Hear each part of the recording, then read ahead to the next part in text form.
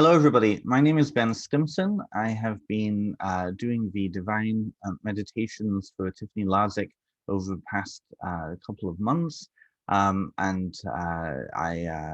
normally would do this in person. Unfortunately, I've had some stuff come up and I cannot do this at the time that it's scheduled for.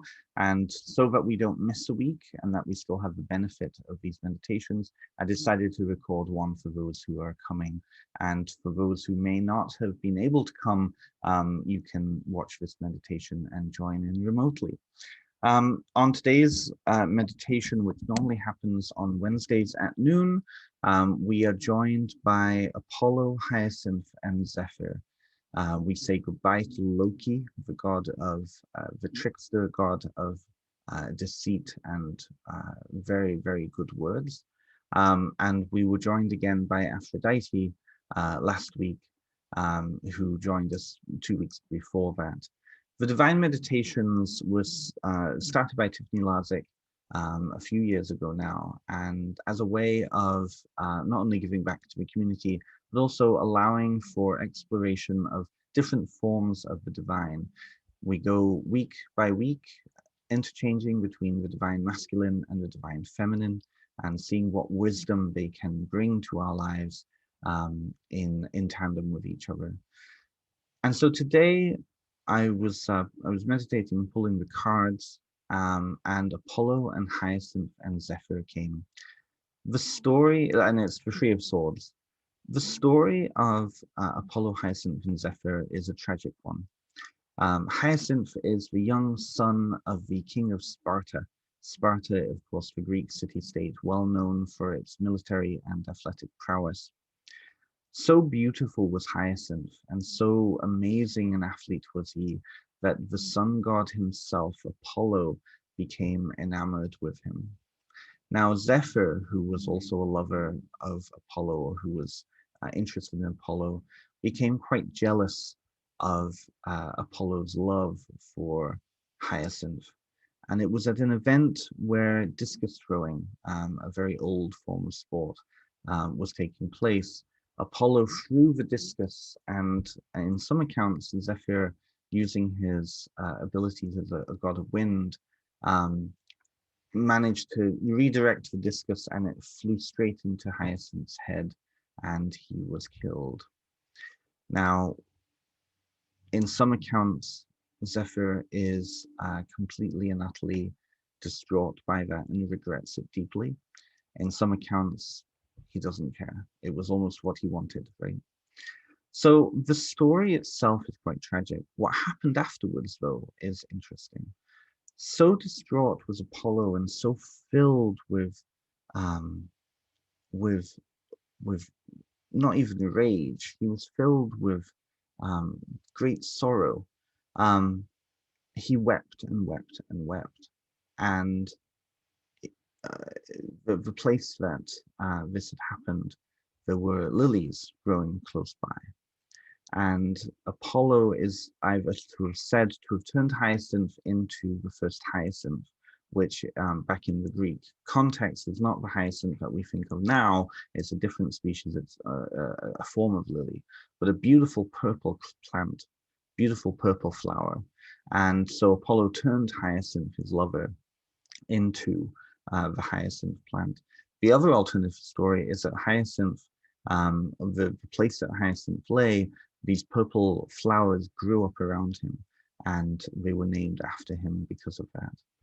So the story itself is quite tragic because of the enmeshment going on.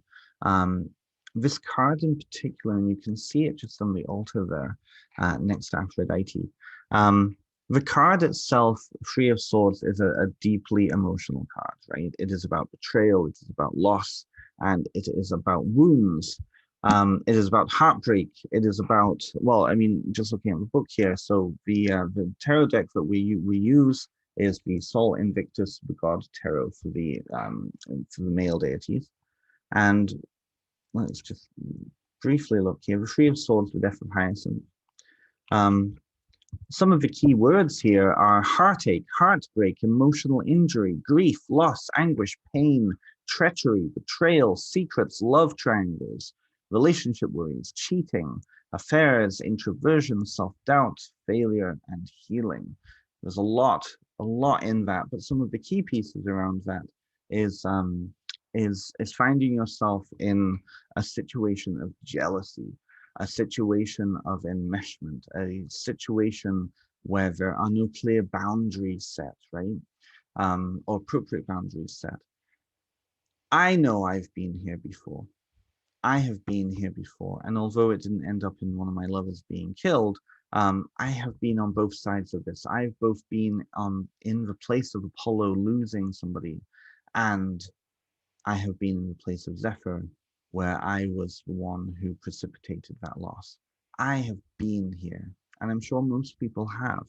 I think many people can relate to this story and the deep sadness that comes out of it.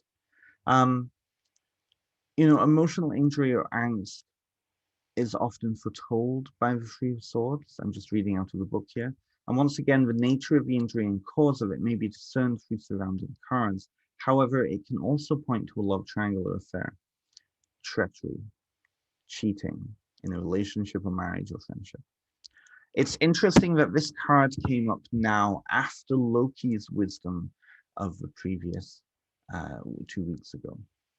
Loki's wisdom was all about looking through deceitful words, about looking through those words that we would become enamored by, and that the wool is pulled over our eyes, right? I think it's also worth noting also the presence of Aphrodite in this, because Aphrodite is the mother of love, right? She is the goddess of love.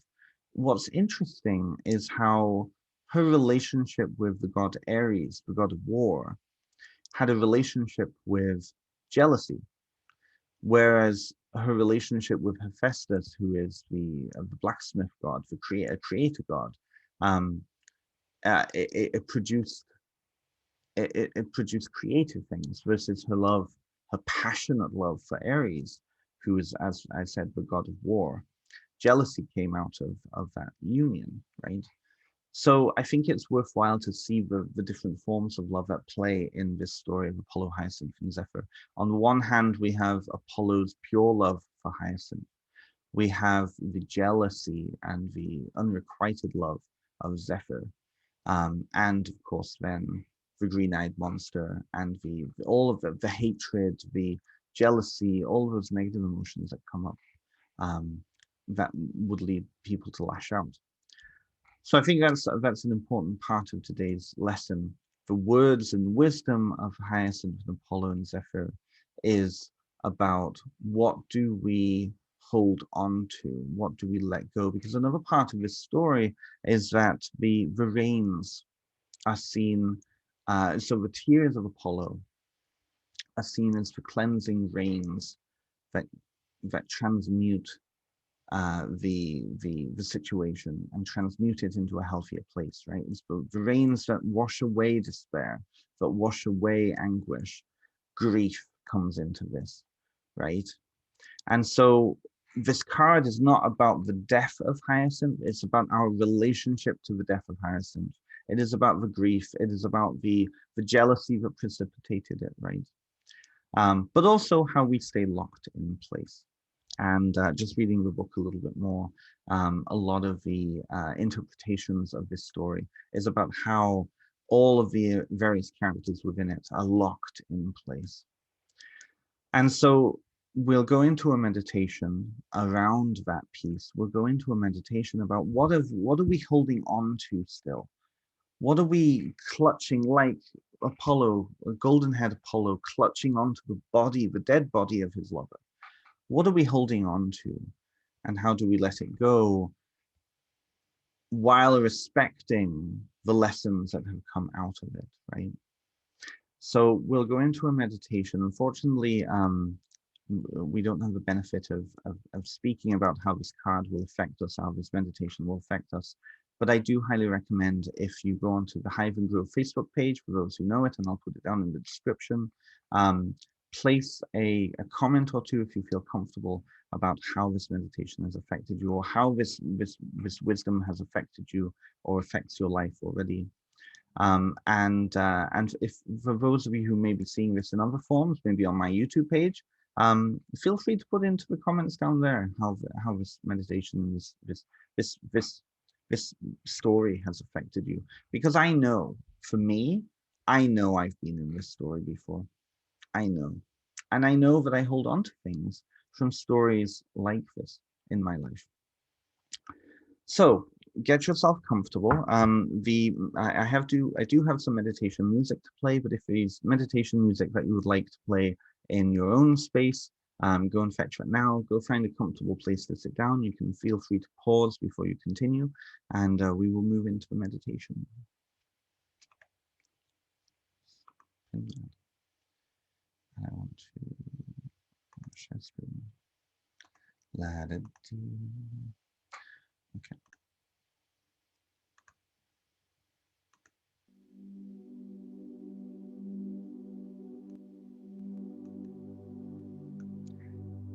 We will begin by becoming aware of our bodies.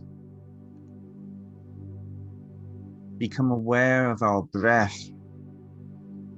Become aware of the tips of your toes and the tips of your fingers. Become aware of the connections between the bones in your arms and the bones in your legs, and how they are connected to your shoulders and to your pelvis. Breathe into the bottom of your lungs. Breathe deeply. Breathe with me. In and out.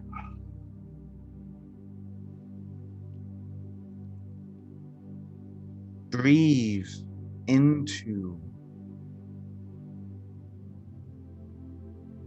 the root chakra and the solar plexus.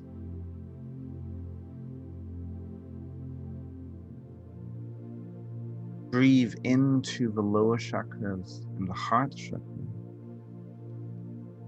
and work your way up to the throat and the third eye.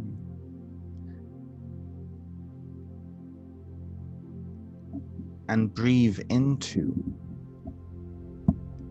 your body. And as you become aware of any tensions that you might be holding, let them flow away for right now.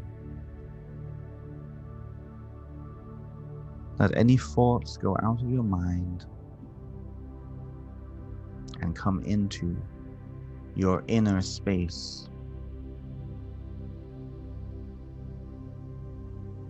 Come into your inner space and direct your gaze to that inner landscape. The landscape we have been journeying through these many weeks. See the mountains of Pachamama and the mountain pass of the Sphinx and the garden of the giant. See the air that you danced with the goddess of the wind.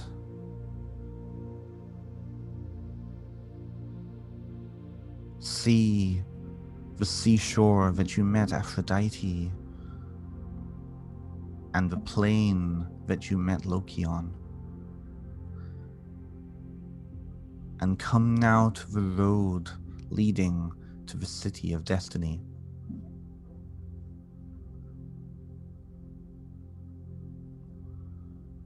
And feel the landscape around you.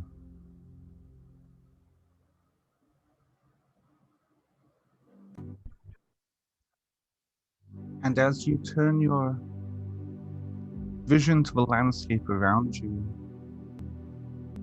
you see off in the distance a glow of light, and you walk towards it. And as you approach, you see 3 balls of light, and they start to begin to form the bodies of Apollo, Hyacinth, and Zephyr.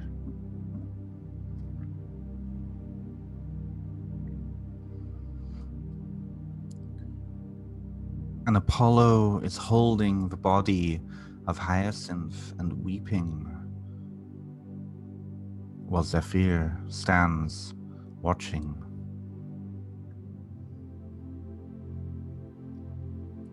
They ignore you, and so you creep closer to take in the scene. And Zephyr sees you and bids you welcome.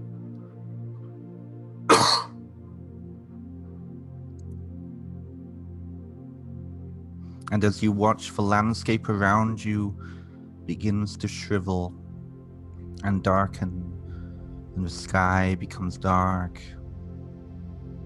and you feel the pain of Apollo as he hides his golden face.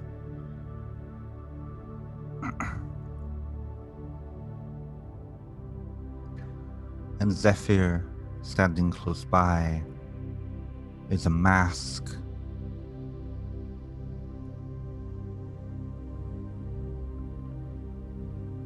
Below the surface is a torrent and a storm, but the surface of his face is calm and removed.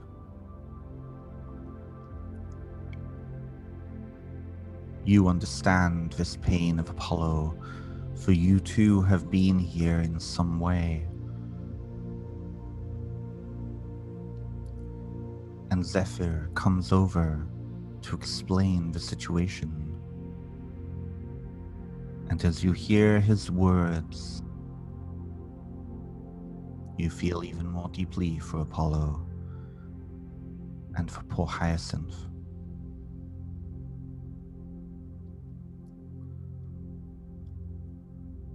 And as you watch, you see multitudes of lilies grow around,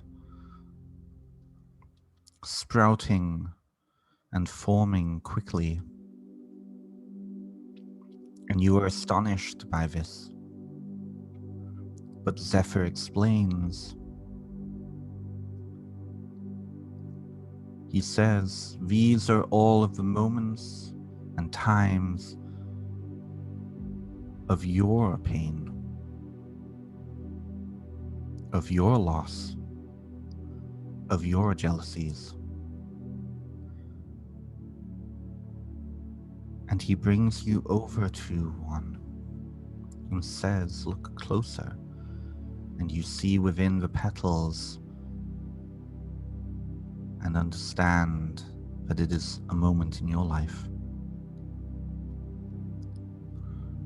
And Zephyr says, choose a flower. And you look around the space while Apollo continues to weep. And you see one, a flower a little larger than the others, and go over to it.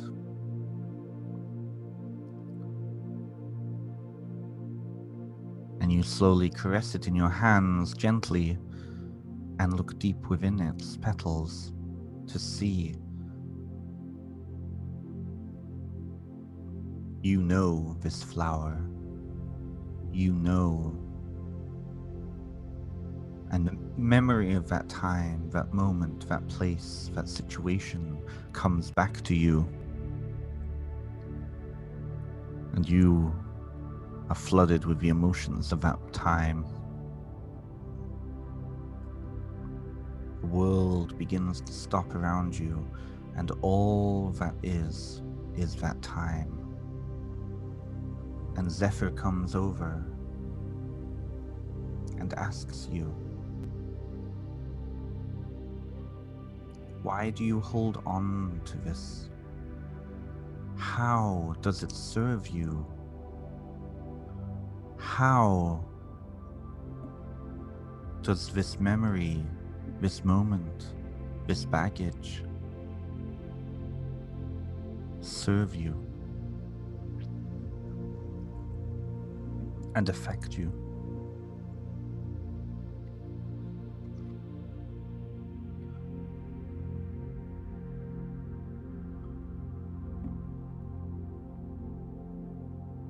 and contemplating the moment and the questions of Zephyr, you wonder, what would it be like to allow this situation to change, to become something different? What are the possibilities? What are the chains that are tying you back?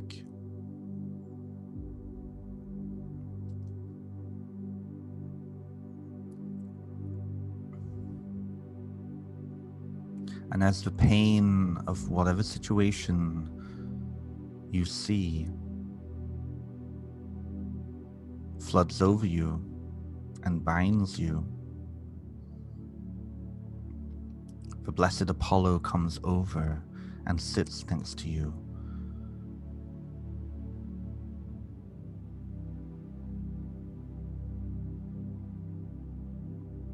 His tears are still streaming, and the world around begins to become wet as the rain begins to fall. And Zephyr asks you, is this rain nourishing, or is this rain a deluge to drown your emotions?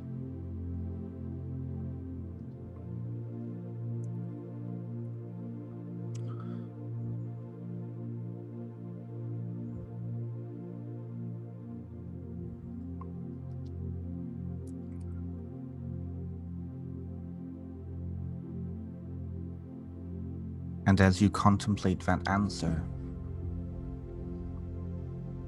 you begin to wonder, how many times have you cried over this situation, internally or externally? What have those tears been doing for you? Have they helped you? Have they helped you? Or have they hurt you?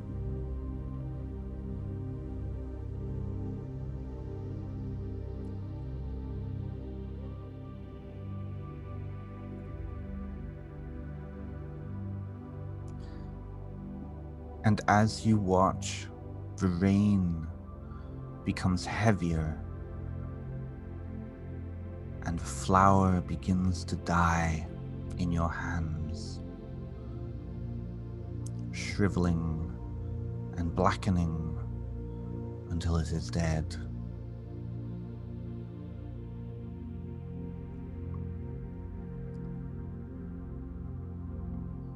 And you're astonished and saddened to see it die, a part of you willing it to come back the way you remember it.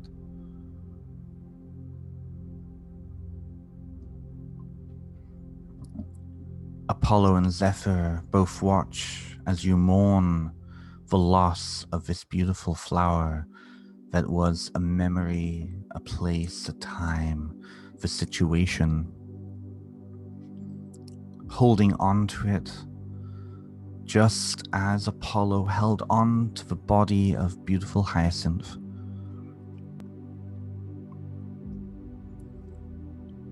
And for a moment, you wonder how the world could ever be different now, pining for what once was, unsure about what is to come. And Zephyr says, I who bring the storms in spring and winter, I who cleanse the land ready for new seeds to grow, give you the gift of cleansing rain, washing away the old and the dead and allowing space for new life to grow.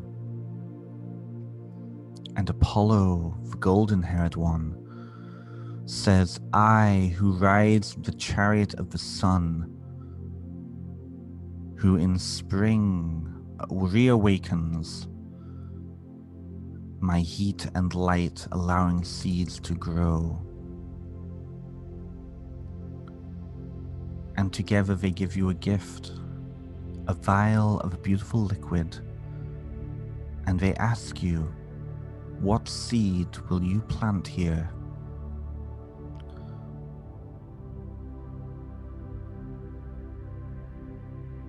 And in your hand, miraculously appears a seed,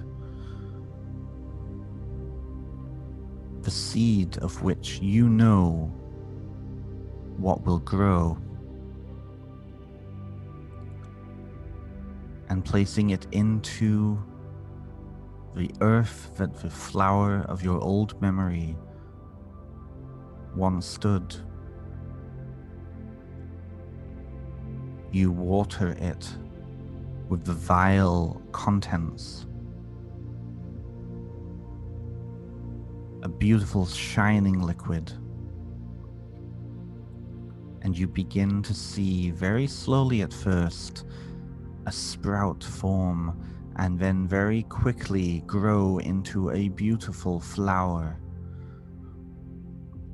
And you look within its petals, and you see the future, a new possibility, a new way.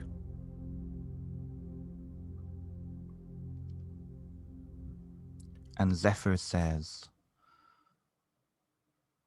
look deeper into the center of the flower, and you will see the nectar that will nourish you in this new way.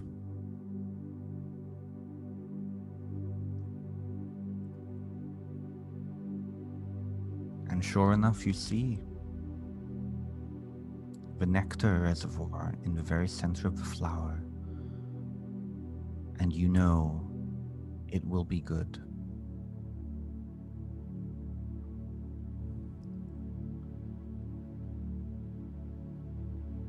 And as you stand up and thank both Apollo and Zephyr, you look over to the body of Hyacinth, who is now a cluster of beautiful purple flowers, growing strong and beautiful.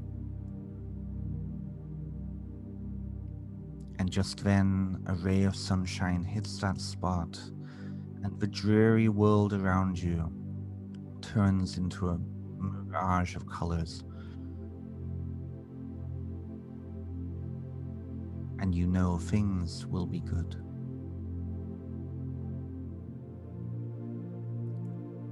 Thanking Apollo and Zephyr and Hyacinth, you watch as they start to form bodies of light again and return to the state that they were before you met them.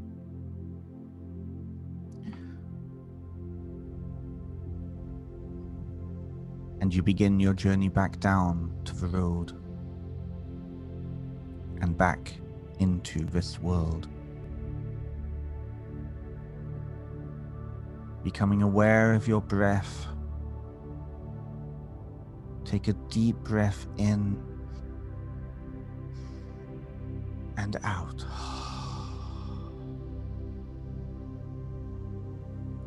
On every inhale, feel your body and become of your body again. Turning your gaze away from the inner landscape and back out into the world of our lives.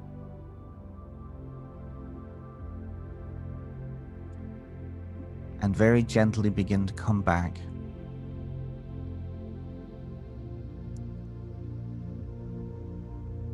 And when you are ready, you may open your eyes.